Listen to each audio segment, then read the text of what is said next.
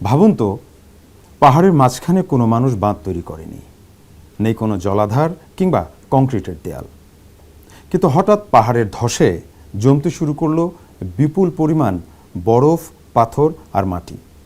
তৈরি হলো প্রাকৃতিক বাঁধ, যার পেছনে জমতে শুরু করলো পানি।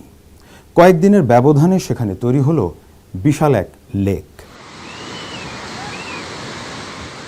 পানি বাড়তে বাড়তে একসময় বাঁধের উপর দিয়ে উপচে পড়তে পারে, ভেতর থেকে বাঁধ ক্ষয় হয়ে যেতে পারে, অথবা হঠাৎ পুরো বাঁধ ভেঙে যেতে পারে। আর তখন যে পানি বেরিয়ে আসে সেটি আর সাধারণ বন্যার পানি থাকে না, সঙ্গে থাকে পাথর, বরফ, কাদা আর ধ্বংসস্তূপ। এই পুরো প্রক্রিয়াটি খুব দ্রুত ঘটতে পারে। কয়েক মিনিটের একটি অ্যাভালাঞ্চি একটি নদীর গতিপথ বদলে দিতে পারে। নেপাল চীন সীমান্তে ২৬ আগস্টের ঘটনাতেও প্রাথমিক স্যাটেলাইট বিশ্লেষণে এমন একটি প্রক্রিয়ার কথা উঠে এসেছে।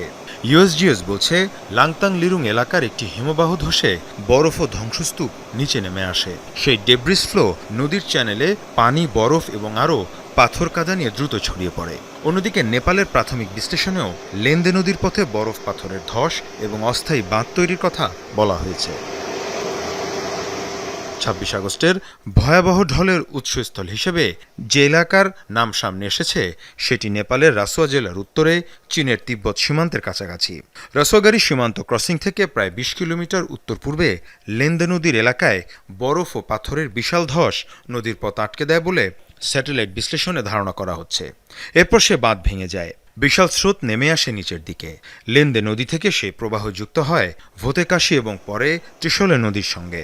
ত্রিশলী নদীর পানির উচ্চতা গালছি এলাকায় মাত্র ৩০ মিনিটে ৯ মিটার পর্যন্ত বেড়ে যায়। ইউএসজিএস এর বিশ্লেষণ বলছে, এই ধস প্রায় ১০০ কিলোমিটার পর্যন্ত নিচের দিকে প্রভাব ফেলে। তবে সবচেয়ে চমকপ্রদ তথ্য হলো, হিমবাহ ধস থেকে যে কম্পন তৈরি হয়েছিল তার শক্তি প্রায় ৫.২ মাত্রার। অর্থাৎ এটি ভূমিকম্পের কারণে তৈরি হয়নি, বরং ধস থেকেই সৃষ্টি হয়েছিল কম্পন। কিন্তু ২৬ আগস্টের বিপর্যয়ের পর বিপদ শেষ হয়নি, বরং পাহাড়ের ওই অঞ্চলে তৈরি হয়েছে নতুন এক প্রাকৃতিক জলাধার। চীন নেপাল সীমান্তের কাছে চোচেনখোলা এবং পুরোপি সাংপো নদীর সংযোগস্থলের কাছে ধ্বংসস্তূপ এবং পানির কারণে তৈরি হয়েছে বড় একটি ব্যারিয়ার লেক। চীনা কর্তৃপক্ষের হিসেবে সেখানে প্রায় ২৫ লাখ ঘনমিটার পানি জমেছে।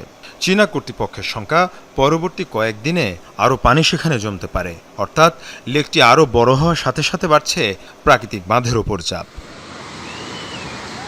এখানেই সবচেয়ে বড় আশঙ্কা, কারণ লেকটি যদি ধীরে ধীরে পানি ছাড়ে তাহলে পরিস্থিতি তুলনামূলক নিয়ন্ত্রণে থাকতে পারে। কিন্তু বাঁধ হঠাৎ ভেঙে গেলে তখন কয়েকদিন ধরে যে পানি জমেছে সেটি কয়েক মিনিটের মধ্যে বেরিয়ে আসতে পারে। আর সে পানির সাথে যদি থাকে পাথর, কাদা ও ধ্বংসস্তূপ, তাহলে সেটি পরিণত হয় ডেব্রিস লেডেন ফ্ল্যাশ ফ্লাডে। অর্থাৎ পানি শুধু বয়ে যায় না, পাথর, মাটি, গাছ, বাড়ি, ঘর, ধ্বংসাবশেষ সবকিছু একসাথে নিয়ে ছুটে যায়। এরপর শুরু হয় সবচেয়ে ভয়ঙ্কর অংশ। পাহাড়ি ঢলের সাথে মিশতে থাকে পাথর, মাটি, বরফ এবং কাদা, যার ফলে এর অবস্থা সাধারণ বন্যার পানির মতো থাকে না। এর ঘনত্ব বেড়ে যায়, অবস্থা হয় অনেকটা তরল কংক্রিটের মতো। সামনে যা পায় প্রবল শক্তিতে ভাসিয়ে নিয়ে যায়। এর নিচে চাপা পড়ে বিস্তীর্ণ জনপদ। নেপালের ভূপ্রকৃতি এ ধরনের দুর্যোগকে আরও ভয়ঙ্কর করে তোলে। হিমালয়ের অনেক নদী খুব খাড়া উপত্যকার মধ্য দিয়ে নেমে আসে। উঁচু পাহাড় থেকে নিচের দিকে নদীর ঢাল অনেক বেশি, ফলে ওপরের দিকে কোনো প্রাকৃতিক বাঁধ ভেঙে গেলে পানি নিচের দিকে খুব দ্রুত ছুটতে পারে।